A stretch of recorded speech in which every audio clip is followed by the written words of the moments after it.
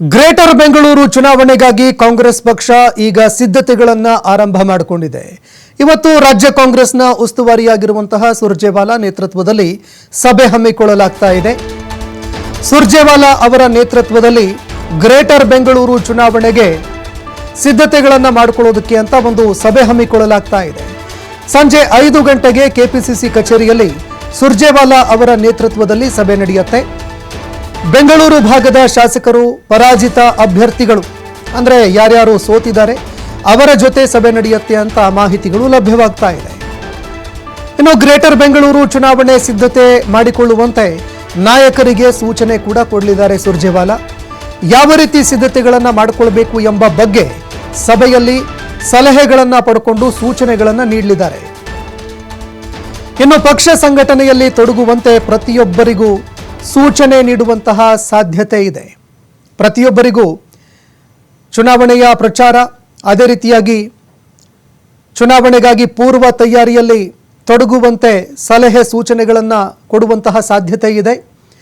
ಇದರ ಜೊತೆಗೆ ಗ್ರೇಟರ್ ಬೆಂಗಳೂರಿನಲ್ಲಿ ಈ ಬಾರಿ ಭರ್ಜರಿ ಗೆಲುವು ಸಾಧಿಸಬೇಕು ಅಂತ ಕಾಂಗ್ರೆಸ್ ಈಗ ಭರದಿಂದ ತಯಾರಿಗಳನ್ನು ಮಾಡಿಕೊಳ್ಳೋದಕ್ಕೆ ಮುಂದಾಗ್ತಾ ಇದೆ.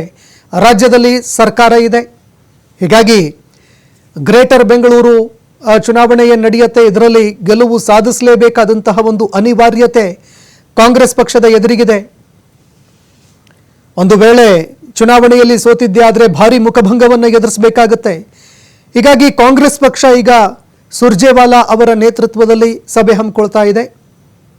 ಇವತ್ತು ಬೆಂಗಳೂರು ಶಾಸಕರು, ಅದೇ ರೀತಿಯಾಗಿ ಚುನಾವಣೆಯಲ್ಲಿ ಪರಾಜಿತ ಅಭ್ಯರ್ಥಿಗಳು, ಸೋಲನ್ನು ಅನುಭವಿಸಿದವರು, ಅವರ ಜೊತೆ ಸಭೆ ನಡೆಯುತ್ತೆ ಅನ್ನೋ ಮಾತುಗಳು ಕೇಳಿಬರ್ತಾ ಇದೆ. ಸಭೆಯಲ್ಲಿ ಈ ಚುನಾವಣೆಯನ್ನು ಯಾವ ರೀತಿಯಾಗಿ ಎದುರಿಸಬೇಕು, ಯಾರನ್ನ ಅಭ್ಯರ್ಥಿಯಾಗಿ ಕಣಕ್ಕೆ ಇಳಿಸಿದ್ರೆ ಸೂಕ್ತ, ಈ ವಿಚಾರಕ್ಕೆ ಸಂಬಂಧಪಟ್ಟಂತೆ ಸುರ್ಜೇವಾಲಾ ಸಲಹೆ ಸೂಚನೆಗಳನ್ನು ಪಡೆದುಕೊಳ್ಳಲಿದ್ದಾರೆ ಅನ್ನೋ ಮಾಹಿತಿಗಳು ಲಭ್ಯವಾಗ್ತಾ ಇದೆ.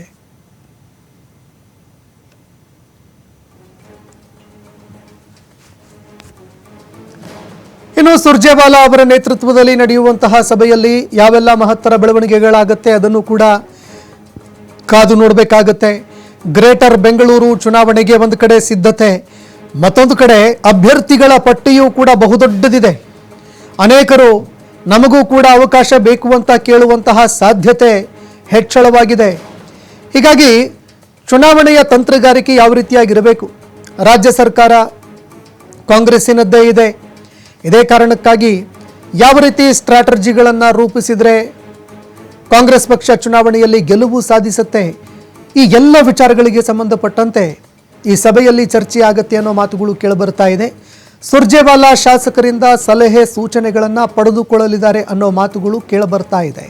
ಹೀಗಾಗಿ ಇವತ್ತಿನ ಸಭೆಯಲ್ಲಿ ಯಾವೆಲ್ಲ ವಿಚಾರಗಳು ಚರ್ಚೆ ಆಗುತ್ತೆ, ಗ್ರೇಟರ್ ಬೆಂಗಳೂರು ಚುನಾವಣೆಯಲ್ಲಿ ಕಾಂಗ್ರೆಸ್ ಎಷ್ಟು ಸ್ಥಾನಗಳನ್ನು ಗೆಲ್ಲೋದಕ್ಕೆ ಸಾಧ್ಯವಾಗುತ್ತೆ ಅದನ್ನು ಕೂಡ ಕಾದು ನೋಡಬೇಕಾಗುತ್ತೆ.